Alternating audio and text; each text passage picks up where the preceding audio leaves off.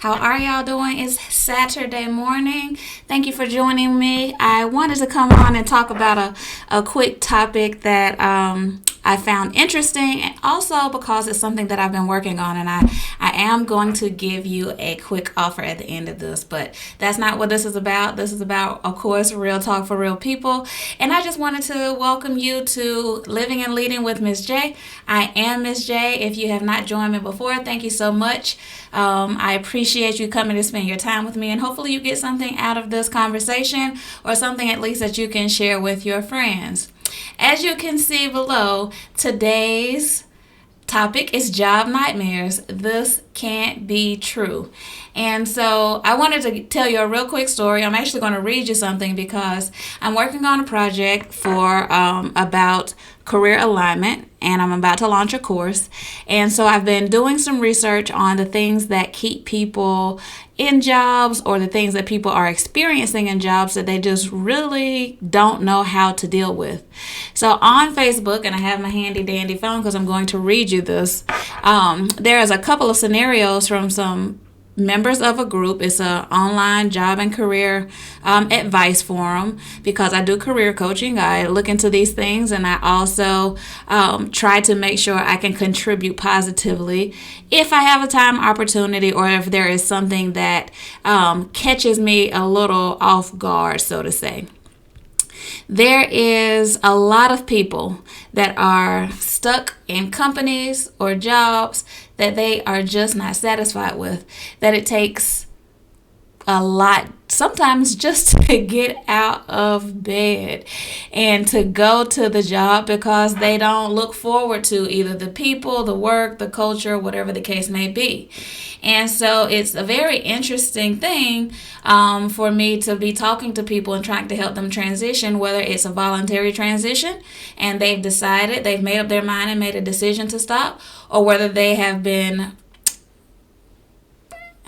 separated involuntarily, and so now we're talking about some outplacement services, or if they're just in transition, relocating, whatever the case may be. I offer all of those services through my company, which is called the Illumi Group. There is a question in this advice forum that really had me thinking and kind of looking a little bit deeper into what people were experiencing. And it's the reason why I'm curious about this is because at this point in time, we are in an employment situation in which there seems to be more jobs than there are people looking for jobs. But then everyone who's looking for a job is always like, I don't know how to get the job that I want. I thought I was qualified. I'm not getting interviews, whatever the case may be.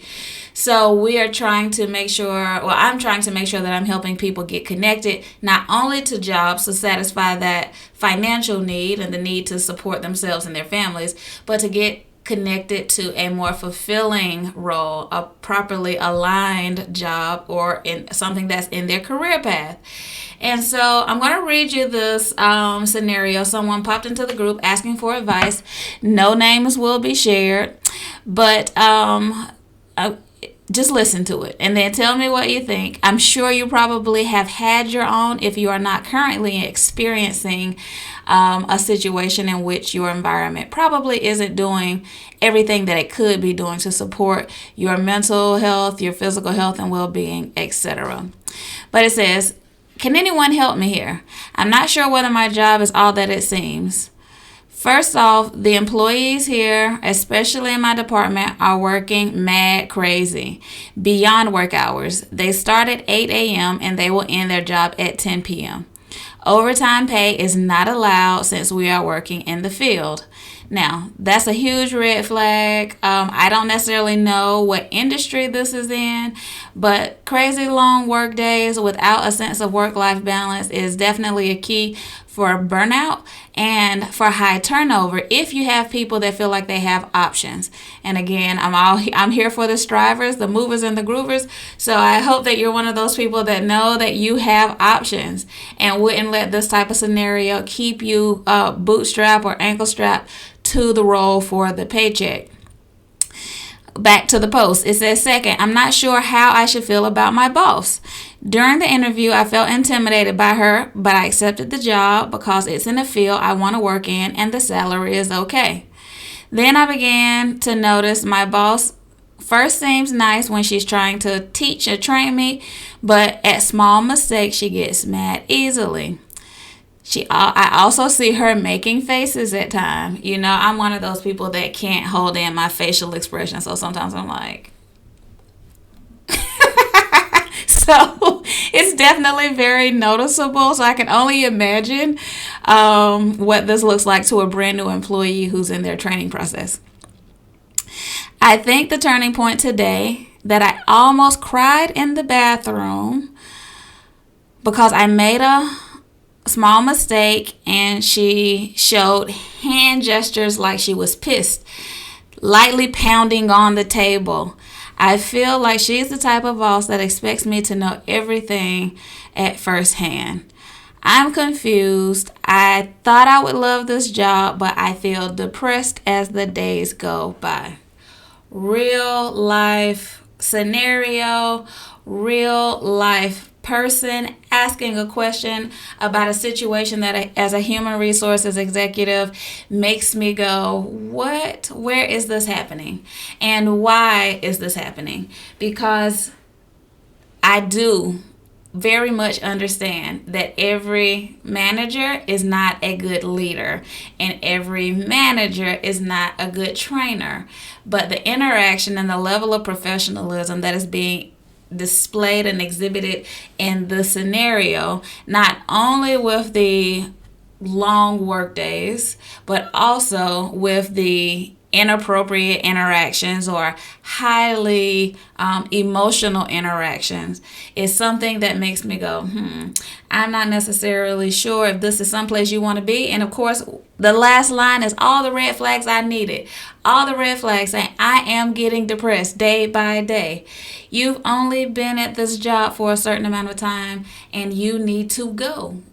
You cannot let a job drag you into an emotional pit where you're going to have to figure out how to climb out and you may not be able to. You also don't want to be physically burned out. There are so many red flags in this post that I was just like, wow, I would consider this a nightmare. I don't necessarily know if you think it's a nightmare because, again, the level of professionalism varies across organizations. However, my goal as a coach is to make sure that you land not only in the job that is satisfying and fulfilling, but that also you land in an organization that matches and that there is some fit for. That's a lot of what I talk about in my upcoming course, which is titled The Secret to Happier Workdays. It's a step-by-step, play-by-play of what you need to do to make sure you're properly aligned. I'm excited that's going to be launching soon. There is another one in here that I wanted to talk to you about because I was like, what? First of all, crying at work is probably, or being intimidated enough into tears is definitely something that you want to try to avoid. You're there to do a job. You're not there to be harassed, bullied, intimidated, etc. So we need to make sure that as someone who is going to learn how to own and be empowered in their career, that you understand you have to act on what you see. And above all things, you need to take care of yourself. Because many times, if you leave, the next person who comes will come 2 weeks after you, 4 weeks after you, or whatever the case may be. They may experience the same thing. You, in most cases, as an employee, are not going to make or break an organization. So you should not stay attached to an organization that is pulling the life out of you, physically, mentally, spiritually, or emotionally. Here is another one that I wanted to talk to you about. And this isn't necessarily about the environment, just about the feeling and the emotion that I definitely want to make sure that, or hope that anyone who's listening to me, anyone who has access to me, does not find themselves in a position like this. So it says, hi, I took a job back in mid-August after being laid off from my last job because of COVID. I'm not enjoying what I'm doing, and I'm always feeling anxious and stressed, but my family would prefer if I had a job lined up. A majority of my friends have told me just to quit because I'm feeling unhappy and it's taking a toll on my mental health. The current struggle I'm going through is finding a job and finding a job I would enjoy working. I have lots of trouble finding a position where I can apply because of the required years of experience. So, this job market, there are a plethora of employees or potential employees or candidates. The advice that she was given, I definitely second that advice. Again, I already stated it. I don't need to repeat it. Don't stay where you are being not taken care of, and not just on they write my checks and the checks don't bounce type of way, but they understand and see the level of impact that this job is having on how I show up, because how you show up at work bleeds over to how you show up for your family, to your friend networks, etc. So you want to make sure that you are getting from your job some satisfaction, fulfillment, whatever you need, along with giving the parts of you that you enjoy and desire to give, not the parts of you that are going to be stripping the life out of you. Second of all, they always say it's easier to find a job when you have a job instead of finding a job when you need a job. And that is true because there's a different mindset when you are employed. When you're employed and you're not seeking a job out of potentially desperation, then you can find something and take your time in that job search, because at this point in time, your physiological needs are being met. There's still a roof over your head, there's still food on your table, etc. So you can be a little more picky. When you don't have a job, sometimes it's like, I'm looking for the paycheck, and you ignore all of the red flags that may be there, or you start making concessions, or you start changing your requirements, because at this point it's not necessarily about the job, it's about me being able to meet my physiological needs and those of my family. So having a plan or having another job lined up is good, because it not only continues to take care of your needs, but it allows you to be more selective and to be a little more picky on what you are doing. Now, once you've made up your mind to leave, you might feel a sense of relief, but also once you have decided to make a job, to search for a job, you need to be looking forward to what you want instead of thinking about what you're running away from. So take your time and do it right.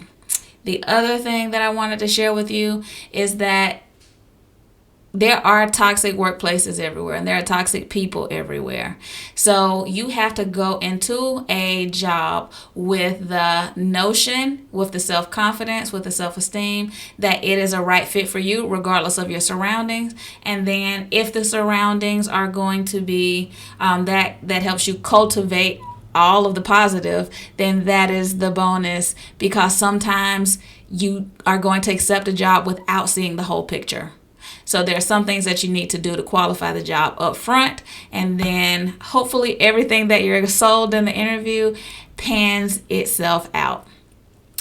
This is how I help my clients, not only with identifying roles that are properly aligned with their needs, talent, skills, gifts, etc., but also on how to make an exit and how to enter into something that's going to be a better fit for you, so that you can continue to have happier work days and not tearful, unfulfilled, stressed out, overworked, burnt out work days.